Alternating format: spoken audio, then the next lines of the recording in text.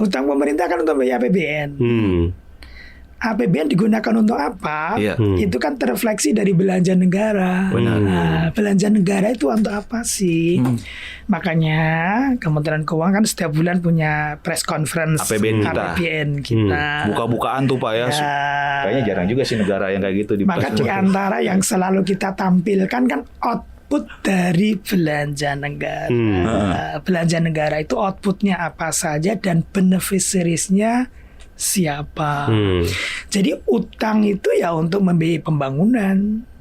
Pasti Pak, buat produktif Pak. Diutamakan buat yang produktif gitu atau gimana Pak? Iya, jadi kan ibarat perusahaan yang going concern, ekspansi, tumbuh lebih besar, membutuhkan investasi yang lebih banyak.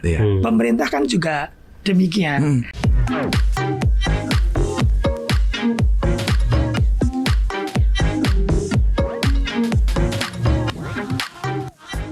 Hai Sobat Cuan, kembali lagi di podcast Cuap-Cuap Cuan bersama saya Wahyu Daniel, pemimpin redaksi CNBC Indonesia. Kita berada di segmen Koneksi Konten Ekonomi Seksi. Ya, saya saat ini sudah ditemani seperti biasa sama Michael Jeffriando, redaktur pelaksana CNBC Indonesia yang menangani konten-konten ekonomi makro, moneter, biasanya sama Michael. Dan kita di sini sudah kehadiran orang yang sangat luar biasa, tokoh penting ya di ekonomi ya Mike ya, bisa dibilang. Dia adalah Pak Suminto, Dirjen Pengelolaan, Pembiayaan dan Resiko ya Pak ya. Kalau dulu namanya Dirjen Pengelolaan Utang di Kementerian Keuangan. Terima kasih Pak Suminto sudah hadir Pak. Terima kasih. Iya Pak, kita akan ngobrol-ngobrol soal banyak pertanyaan-pertanyaan di publik ya Mike ya. Terutama soal utang gitu kan. Kita dalam beberapa waktu ke depan kita mau ngulas semuanya soal utang, apa yang menjadi concern di publik bersama langsung narasumber A1-nya yaitu Pak Suminto. Itu Pak, langsung aja nih Pak, tanpa perlu berbasa-basi Pak.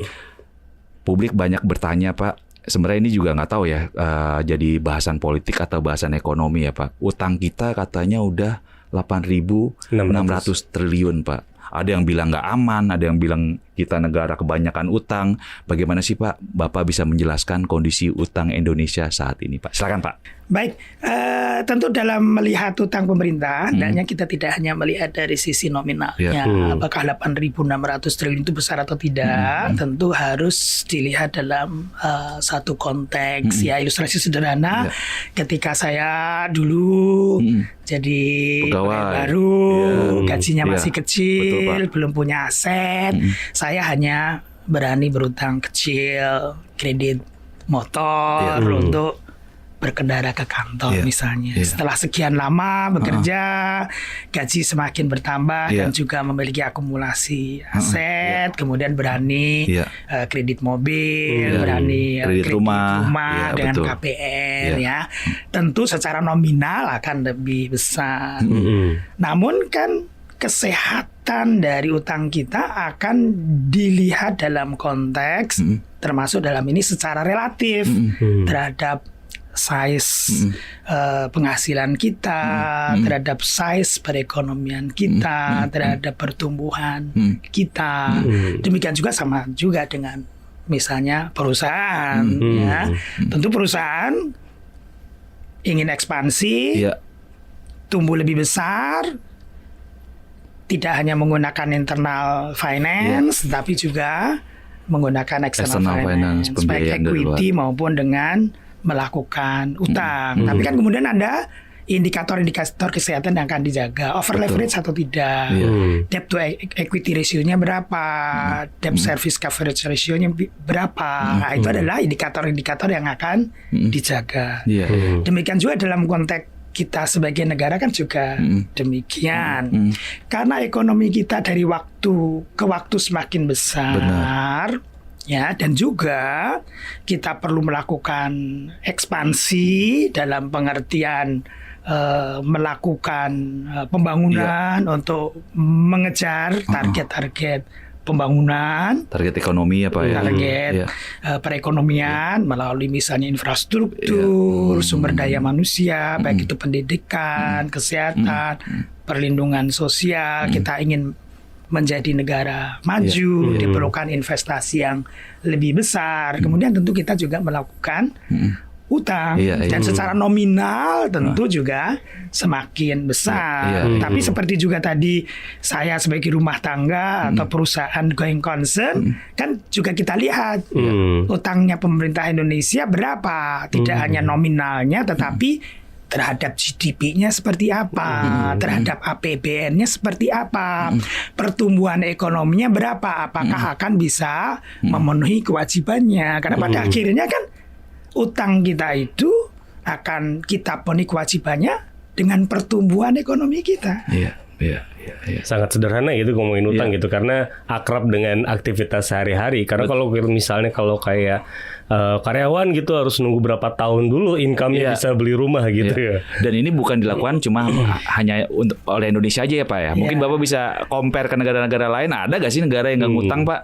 Iya, saya kira hanya sangat sedikit negara yang tidak melakukan. Nggak ada Pak negara yang nol utang sama sekali. Mungkin nggak ada ya. Mungkin 1-2 ada. Oh 1-2 ada. Okay. Tapi boleh dikatakan ya hampir semua negara melakukan utang. Dan dalam konteks tadi misalnya secara komparasi indikator yang digunakan secara universal, misalnya debt to GDP ratio, utang Indonesia relatif rendah dibandingkan banyak negara, baik negara-negara maju maupun emerging markets.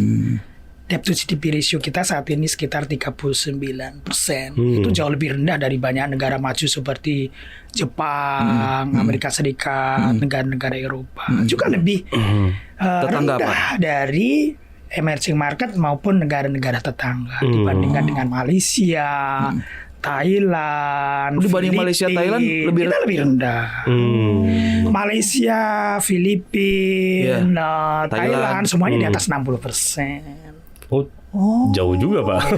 Mereka lebih ekspansif berarti atau gimana tuh Pak? Dia berani ngutang itu ya berarti mengambil resiko ya Pak ya, berani demi ekonomi bisa berkembang. Sementara di Indonesia kayaknya ditahan utang ini kan jadi isu politik ya Pak yang kenceng ya Pak ya. Jadi memang perlu penjelasan kenapa sih Indonesia perlu ngutang gitu ya Pak ya. Karena yang 8.600 itu bukan berarti kita itu utangnya nggak aman, negaranya nggak aman gitu Pak ya, maksudnya ya Pak ya, kalau dilihat dari indikator yang Bapak bilang tadi ya Pak ya. Ya, makanya kan kemudian kita bisa melihat dari beberapa segi. Yang pertama kan tadi dari sisi stok atau standing ya kan, yang utang kita yang sekarang 8.600 secara debt to GDP itu masih relatif rendah dibandingkan banyak negara.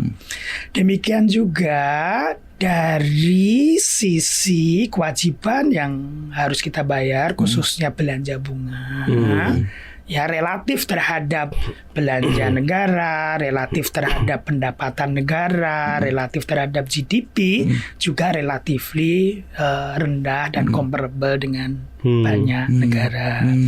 Kemudian yang kedua dari sisi flow tentunya, kita setiap tahun ya mengelola APBN. Ketika APBN defisit, maka kita harus berutang. Nah, dari sisi flow ini kita ya selalu menjaga disiplin fiskal. Ya, defisit APBN kita selalu relatif rendah dan selalu di bawah ketentuan Undang-Undang Keuangan Negara. Tidak boleh lebih dari 3% dari PDB. Kita hanya pernah lebih dari 3% PDB di tahun 2020-2021 karena COVID, dan itu berdasarkan Perpu 1 tahun 2020 pada waktu itu untuk pembiayaan COVID. Nah, dengan disiplin fiskal kita yang baik, dengan prudent fiscal management, maka secara flow terjaga sehingga akumulasinya yang menjadi stok utang tadi juga terkelola. Dan jangan lupa dari sisi disiplin fiskal, ya fiskal yang prudent, ya kita dipuji oleh internasional. Karena ketika kita di tahun 2003, 2004 mensusun Undang-Undang Keuangan Negara, Undang-Undang Perbendaharaan Negara, di mana kita mengadopsi standar-standar Uni Eropa, ya Maastricht Treaty, di antaranya terkait dengan fiskal disiplin, APBN defisitnya tidak lebih dari 3%, outstanding utang pemerintah tidak lebih dari 60% PDB. Nggak banyak negara, even negara-negara Uni Eropa yang punya standar itu, yang masih disiplin menerapkan itu. Dan Indonesia sangat disiplin menerapkan itu. Pak, kalau outstanding nih Pak, kan ini menjawab pertanyaan publik juga gitu. Sebenarnya 8.600 itu asalnya dari mana sih gitu? Karena banyak sekali yang muncul, Indonesia utang dari Cina misalnya atau dari negara mana gitu. Makanya kita bergantung gitu, disetir gitu. Nah, mungkin bisa dijelaskan Pak, 8.600 itu dari mana saja negaranya atau mungkin produknya apa aja gitu Pak? Ya, jadi secara garis besar utang pemerintah itu terdiri dari 2 jenis instrumen. Yang pertama adalah surat berharga negara, yakni utang pemerintah dalam bentuk surat berharga yang merupakan market instrumen. Ya, kita jual pada investors di market. Yang kedua adalah dalam bentuk loan atau pinjaman dari kreditur.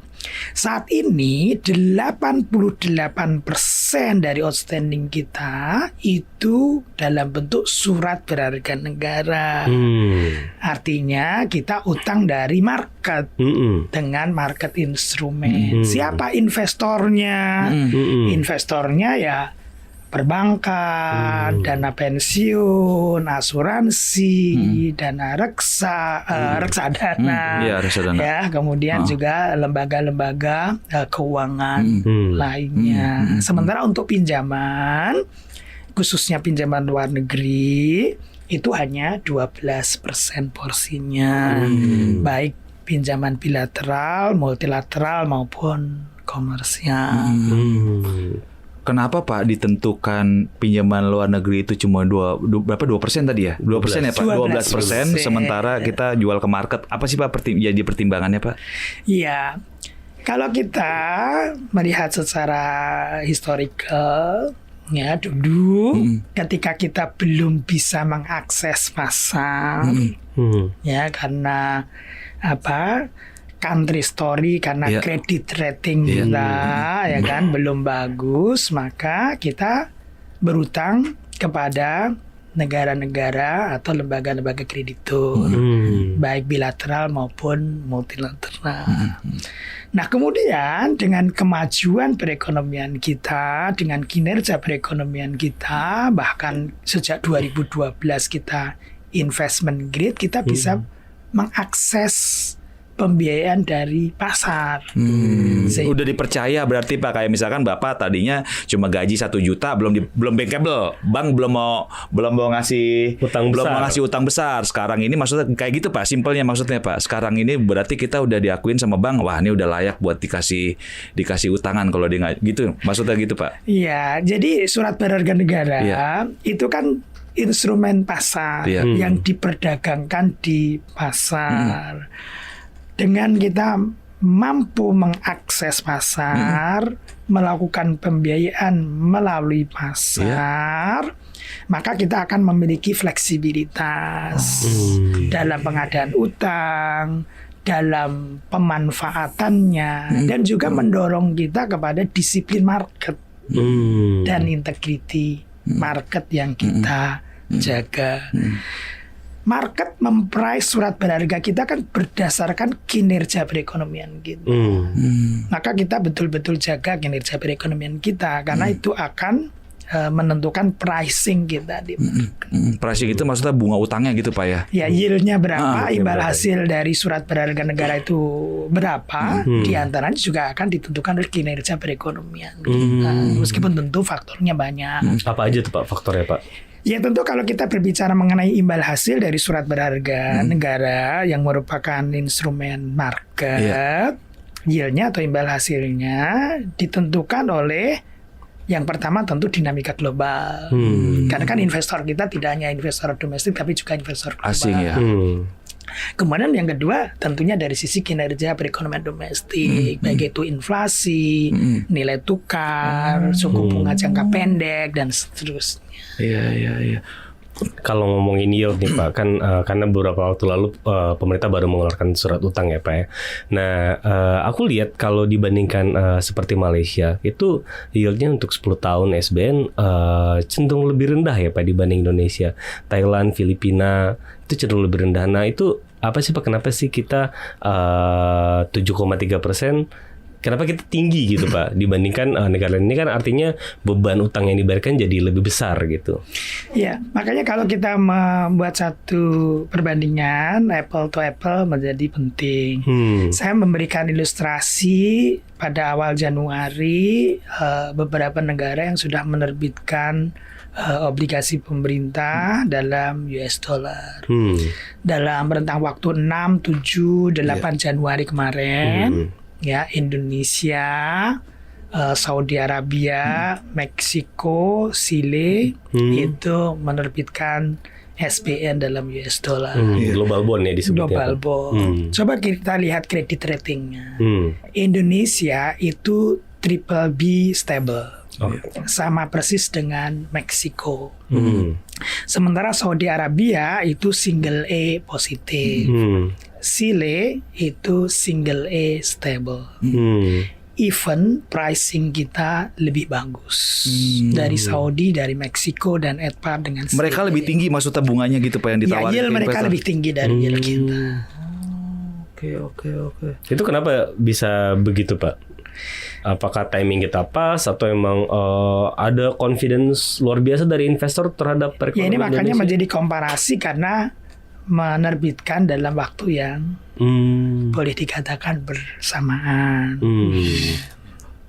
Pak, kita nih soal utang 8.600. Saya sebenarnya mau tahu tiap tahun itu porsi, misalkan kita belanja APBN berapa ya Pak? 3.000, contoh lah Pak 2024 3.300. Ya. Yang dibiayai dari utang ini mungkin banyak juga. Kita utang kebanyakan buat, sebenarnya berapa persen sih Pak dari 3.300 itu yang dibiayai sama utang Pak?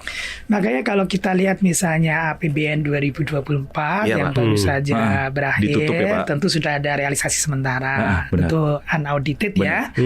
Ya, itu kan kira-kira realisasi belanja negaranya itu 3.350 triliun. 3.300. Ya, sementara utang netonya sekitar 507 triliun. Jadi kira-kira kan begitu untuk melihat dari sisi Berapa pos persen tuh Pak berarti APBN Pak? kita. Kira-kira 15. Ya, kalau utang netonya 507, belanja negaranya 3.350 ya kira-kira 15% kan begitu kan, utang neto over belanja negara. Itu tinggi gak sih Pak? Kalau dibandingkan sama negara-negara lain gitu Pak, yang prakteknya gimana sih Pak praktek? Ya itu memang. Makanya itu tadi kan tercermin dari defisit APBN-nya. Karena kan utang kita lakukan untuk membiayai defisit APBN-nya. Di 2024 realisasi sementara defisit APBN kita kan 2,29%. Yang saya sampaikan tadi, nggak banyak loh negara di dunia ini yang defisitnya itu di bawah 3. Masa Pak? Oh iya. Even Amerika sekarang berapa 7,7%. Oke. Jadi walaupun sebenarnya kita mampu, tapi di bawah 3% itu lebih baik karena disiplin tadi ya Pak ya. Karena untuk menjaga supaya nggak terlalu jebol gitu ya. Ya, jadi disiplin fiskal itu kan penting dalam menjaga akumulasi utang kita. Ya. Terus habis itu orang juga banyak yang nanya juga nih kalau soal berita-berita utang kita mereka. Oh, ngutang mulu. Buat apa sih tuh utang duitnya? Bapak bisa jelasin mungkin Pak, utang kita sebenarnya buat apa sih Pak? Buat biayain buat biayain proyek atau buat bayar gaji PNS atau gimana sih Pak? Mungkin bisa dijelasin proses jalur uangnya kayak gimana sih Pak gitu Pak? Coba mungkin bisa ngejelasin Pak. Ya, utang pemerintah kan untuk biaya APBN. APBN digunakan untuk apa? Itu kan terrefleksi dari belanja negara. Nah, belanja negara itu untuk apa sih? Makanya Kementerian Keuangan kan setiap bulan punya press conference APBN kita. Buka-bukaan tuh Pak ya. Kayaknya jarang juga sih negara yang kayak gitu. Maka di antara yang selalu kita tampilkan kan output dari belanja negara. Belanja negara itu outputnya apa saja dan beneficiariesnya siapa. Jadi utang itu ya untuk membiayai pembangunan. Pasti Pak, buat produktif Pak, diutamakan buat yang produktif gitu atau gimana Pak? Iya, jadi kan ibarat perusahaan yang going concern, ekspansi, tumbuh lebih besar, membutuhkan investasi yang lebih banyak. Pemerintah kan juga demikian. Tentu kan dari sisi belanja pemerintah, secara prioritas kan tentu yang mandatori, yang rutin dulu, ya kan? On top dari itu adalah yang sifatnya ekspansi, sifatnya investasi. Ketika masih banyak yang harus kita kejar, kita ingin menjadi negara maju, kita pengen lebih cepat tumbuh, maka kita melakukan investasi. Baik infrastruktur maupun sumber daya manusia, pendidikan, kesehatan, perlindungan sosial, kan gitu kan. Maka utang dilakukan oleh pemerintah sehingga pemerintah bisa belanja lebih besar, melakukan ekspansi. Untuk apa? Untuk melakukan berbagai investasi.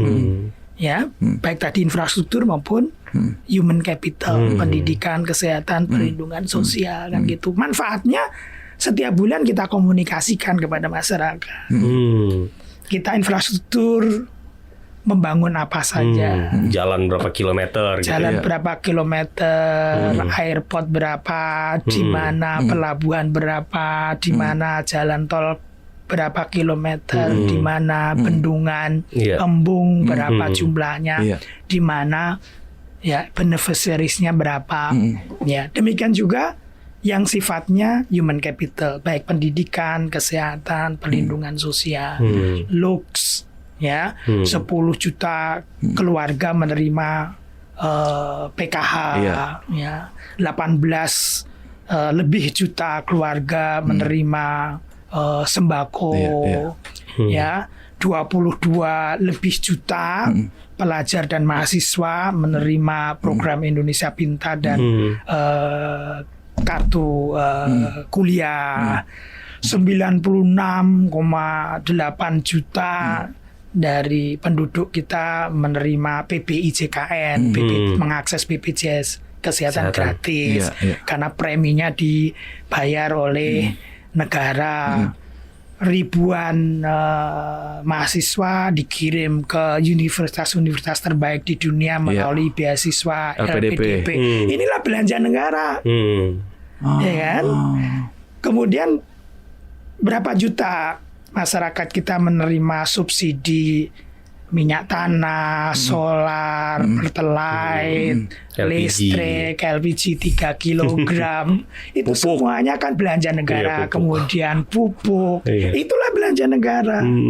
Itu adalah semuanya untuk apa? Untuk investasi. Ya, kan yang investasi itu tidak hanya dalam pengertian capex, membangun infrastruktur, hard infrastructure, jalan tol, pelabuhan, airport, tetapi juga investasi sumber daya manusia dalam pendidikan, kesehatan, dan juga perlindungan sosial. Termasuk makan bergizi gratis, itu bagian dari belanja APBN juga ya Pak ya? Iya tentunya.